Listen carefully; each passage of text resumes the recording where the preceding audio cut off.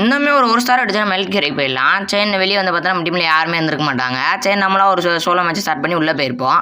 இந்த மேட்ச் நம்ம போய் அடிக்கிறோமா இல்லையான்றதை மறக்காமல் பார்க்காம போயிடாதீங்க. ஃபஸ்ட்டு ரவுண்டு நம்ம டீமில் எல்லாரும் காலி நம்மளும் இந்த இடத்துல ட்ரை பண்ணி பார்ப்போம். 2 நாக்கு வைப்போம். அப்புறம் அங்கே ஆப்போசிட் 2 பேர் இருப்பாங்க. நீ அடித்து ஃபஸ்ட் மேட்ச் எடுத்துருப்பாங்க. அதுக்கு முன்னால் நம்ம ஏற்கனவே சொன்ன மாதிரி தான் நம்ம இந்த மாதத்துக்குள்ளே 10K அடிச்சாகணும். அதனால் பார்க்குறவங்க ஒரே ஒரு சப்ஸ்கிரைப் மட்டும் பண்ணிட்டு போயிருங்க.